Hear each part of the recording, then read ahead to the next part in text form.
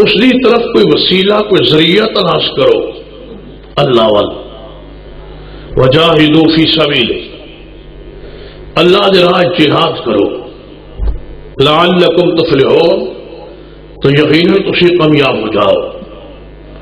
اس آیت مبارکت تین چیزوں کا حکم ہے تقوی وسیلے دی تلاش جہاد فی سبیل اللہ.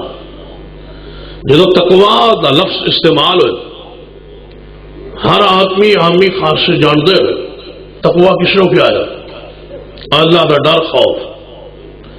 جہاد فی سبیل اللہ بھی لفظ عام جدو جہاد کا لفظ آئے ہر عام و خاص جانتے سمجھے نے اس کا معنی اللہ کے راستے لڑن کیا جاتا ہے. جہاد کس نے کیا جاتا درمیانی لفظ سے وابتغوا الیہ الوسیلہ وہ دی طرف کوئی وسیلہ کوئی ذریعہ تلاش کرو وسیلہ تلاش کرو.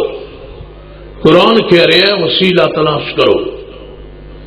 آل الحدیث کے بارے عوام الناس مغالط کہ آل الحدیث وسیلے دے قائل انہاں دا نظریہ عقیدہ یہ ہے کہ ڈائریکٹ اللہ نو پکارو آواز دو درمیان کسی وسیلے کی ضرورت نہیں. جبکہ قرآن کہہ رہے ہیں کہ وسیلہ تلاش کرو وسیلہ لپو وسیلے دے ذریعے اللہ دا قرب حاصل کرو. کہ وہ کیڑا وسیلہ ہے جس کا قرآن حکم دے رہے آل الحدیث آل سننا ہو کے قرآن کہے کہ وسیلہ تلاش کرو اسی کہ اسی وسیلے دے قائل نہیں ہے تو نہیں ہو سکتا.